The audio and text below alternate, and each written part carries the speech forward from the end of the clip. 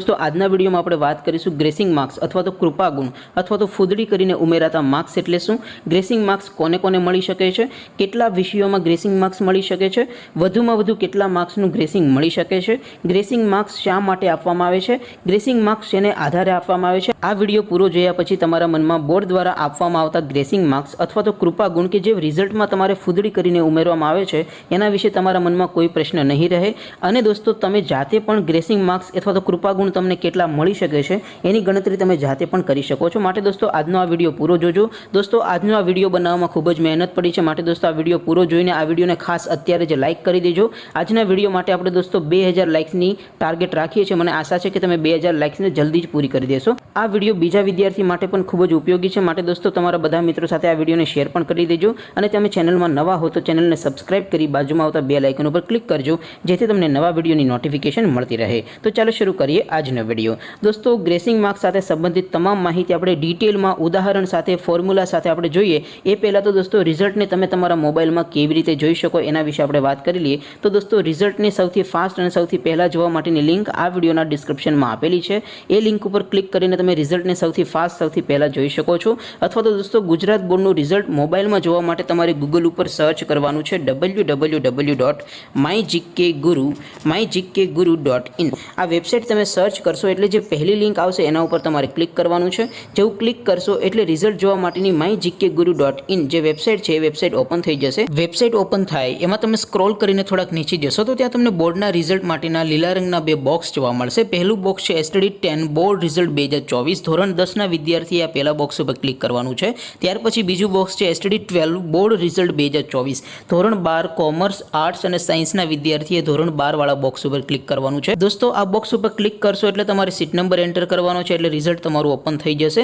જ્યારે રિઝલ્ટ જાહેર થશે ત્યારે તમે રિઝલ્ટ જોઈ શકશો। અને હા દોસ્તો રિઝલ્ટ નામ ઉપરથી પણ તમે અહીંથી ક્લિક કરીને જોઈ શકો છો। કોઈનો સીટ નંબર તમારી પાસે ન હોય અને માત્ર વિદ્યાર્થીનું નામ સર્ચ કરીને રિઝલ્ટ જોવું હોય તો એ પણ તમે અહીંથી ક્લિક કરીને જોઈ શકો છો। તો દોસ્તો ધોરણ 10 અને ધોરણ 12ના વિદ્યાર્થીઓ www.mygkguru.in આ વેબસાઇટને ગૂગલ ઉપર સર્ચ કરીને આવી રીતે પોતાનું રિઝલ્ટ સૌથી ફાસ્ટ અને સૌથી પહેલા જોઈ શકે છે। હવે દોસ્તો આપણે ગ્રેસિંગ માર્ક્સની તમામ માહિતી મેળવીએ તો સૌથી પહેલો તો પ્રશ્ન વિદ્યાર્થીઓને થાય કે ગ્રેસિંગ માર્ક્સ અથવા તો કૃપા ગુણ અથવા તો ફૂદડી કરીને ઉમેરાતા માર્ક્સ એટલે શું। દોસ્તો કોઈ વિદ્યાર્થી થોડાક માર્ક્સથી નાપાસ થતો હોય તેવા સંજોગોમાં એક ખૂટતા માર્ક્સ કે જે વિદ્યાર્થીના રિઝલ્ટમાં ફૂદડી કરીને ઉમેરવામાં આવે છે એને દોસ્તો ગ્રેસિંગ માર્ક્સ કહેવામાં આવે છે અથવા તો દોસ્તો એને કૃપા ગુણ પણ આપણે કહીએ છીએ। ત્યાર પછી હવે આપણે વાત કરીએ ગ્રેસિંગ માર્ક્સ શા માટે આપવામાં આવે છે। તો વિદ્યાર્થીનું વર્ષ બગડે નહીં અને વિદ્યાર્થી આગળનો અભ્યાસ કરી શકે એવા સારા ઉદ્દેશ્યથી ગ્રેસિંગ માર્ક્સ અથવા તો કૃપા ગુણ આપવામાં આવતા હોય છે। આ ઉપરાંત દોસ્તો ધોરણ 10નું રિઝલ્ટ નીચું આવે તો દોસ્તો ધોરણ 11 અને ધોરણ 12ના વર્ગો છે એ ખાલી રહી જતા હોય છે। જ્યારે દોસ્તો ધોરણ 12નું રિઝલ્ટ નીચું આવે તો દોસ્તો કોલેજોની બેઠકો છે એ પણ ખાલી રહી જતી હોય છે। આવા બધા પ્રશ્નોને ધ્યાનમાં રાખીને ગ્રેસિંગ માર્ક્સ છે આપવામાં આવે છે। ત્યાર પછી હવે આપણે વાત કરીએ ગ્રેસિંગ માર્ક્સ કોને કોને મળી શકે છે, કોને મળી શકે। તો દોસ્તો ગ્રેસિંગ માર્ક્સ કોને મળી શકે એ નક્કી કરવા માટેની એક ફોર્મ્યુલા છે જે તમે તમારા સ્ક્રીન ઉપર જોઈ શકો છો।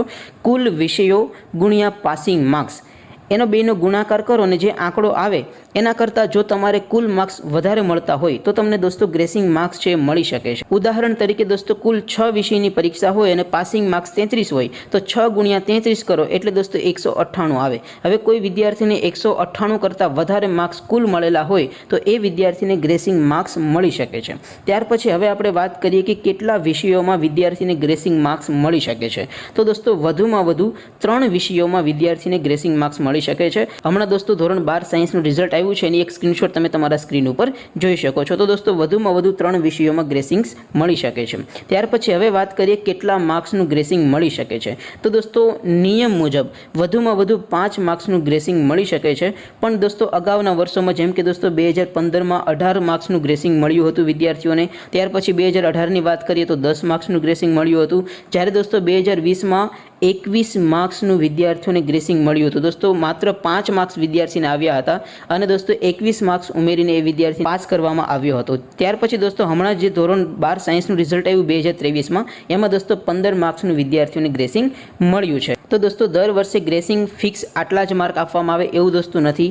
ગ્રેસિંગ માર્ક્સ નક્કી કરવાને ઘણા બધા પરિબળો અસર કરે છે એના વિશે આપણે હમણાં વાત કરીશું। પણ હવે આપણે વાત કરીએ ગ્રેસિંગ માર્ક્સની ગણતરીની ફોર્મ્યુલા। તો દોસ્તો એક સૂત્ર છે જે તમારે યાદ રાખવાનું છે કે ભાઈ મળેલા કુલ ગુણ મળેલા કુલ ગુણ ભાગ્યા કુલ વિષય, જે જવાબ આવે એમાંથી 33 બાદ કરવાના, બરાબર। જેમ કે માની લો કે કોઈ એક વિદ્યાર્થીને કુલ 6 વિષયમાં 288 માર્ક્સ ધારો કે આવ્યા હોય, તો 288 ભાગ્યા 6 કરો માઇનસ 33 કરો, એટલે દોસ્તો 288 ભાગ્યા 6 કરશો એટલે 48 આવશે, 48 માઇનસ 33 કરશો એટલે 15 માર્ક્સ આવશે। પરંતુ દોસ્તો આ ફોર્મ્યુલા પ્રમાણે દર વર્ષે ગ્રેસિંગ માર્ક્સ આપવામાં આવે એ જરૂરી નથી, કારણ કે દોસ્તો અગાઉના વર્ષોમાં આપણે જોયું છે કે આ ફોર્મ્યુલા પ્રમાણે વિદ્યાર્થીને જેટલા ગ્રેસિંગ માર્ક્સ મળવા જોઈએ એના કરતાં ઓછા માર્ક્સ ખૂટતા હોય। જેમ કે અત્યારે દોસ્તો આપણે હમણાં એક ઉદાહરણ લીધું, એમાં દોસ્તો વિદ્યાર્થીને 15 માર્ક્સ મળ્યા છે, એના કરતાં ઓછા માર્ક્સ ખૂટતા હોય, 14 માર્ક્સ, 13 માર્ક્સ, છતાં પણ વિદ્યાર્થીને ઘટતા માર્ક્સ ન ઉમેરીને વિદ્યાર્થીને નાપાસ કરાયો છે। જ્યારે દોસ્તો આપણે એવું પણ જોયું છે અગાઉના વર્ષોમાં કે આ ફોર્મ્યુલા પ્રમાણે જે પણ માર્ક્સ મળવા જોઈએ